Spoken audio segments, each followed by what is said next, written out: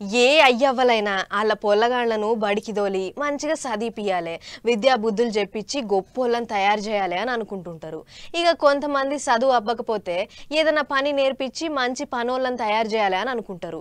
కానీ గీళ్ళు మాత్రం చదువు సంగతి దేవుడెరుగు, పిల్లలకు ఏం నేర్పుతారో చూడుర్రి. అమ్మమ్మమ్మమ్మమ్మ ఏం దొంగలు మోపాయిర్రు పోన్రి. మనం రోజు చూసే దొంగతనాల కంటే ఇది జరంత ఇచ్చాంతరమైన దొంగతనం. ఇక ముచ్చటేంటిదంటే పట్నంలో తూర్పు దిక్కున ఉప్పల్ల మదన మోహన్ అనేట ఆయన ఓ సైకిల్ దుకాణం నడుపుతున్నాడట. ఇక ఎప్పటి లెక్కనే శుక్రవారం నాడు సుతా దుకాణం తెరిచిండట. ఇక ఏదో పని ఉందని దుకాణం ఓనరు అంట్లో పని చేసే పిల్లగానికి దుకాణం అప్పచెప్పి చూడమని పోయిండు. ఇక సేటు లేడు కాబట్టి బయట ఉన్న సైకిళ్ళు గట్టనే వాళ్ళని ఎత్తుకపోగల్లా అనుకున్నాడో ఏమో పిల్లగాడికి ఇట్లా బయట అరుగుల మీద కూసుండు.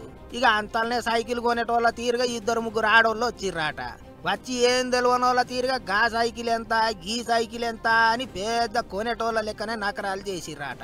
ఇక పిల్లగానికి మాత్రం ఏమెరక వచ్చిన వాళ్ళు దొంగలని, నిజంగా కస్టమర్ కావచ్చని అనుకున్నాడు. అట్లా పిల్లగాన్ని మాటల్లో పెట్టి నువ్వు లోపలికి పోయి గల్లా పెట్టని చదువుకరాపో అని బుడ్డ పిల్లను లోపలికి తోలిర్రు. ఇక పిల్ల పోయింది. గల్లపెట్టెలు ఉన్న 52,000 పైకం వర్కుల చదువుకొని యువతలకు వచ్చింది. ఇక వచ్చిన పని అయింది అనుకున్న దొంగలు సరే నువ్వు ధరబడనిస్తలేవు మళ్ళీ వస్తామని ఆంచెల్లి జారుకున్నారట. ఇక అటెనక ఓనర్ వచ్చి చూస్తాలకు గల్లెపెట్టె ఖాళీగా అవుపడి ఎక్కిరిచ్చిందట.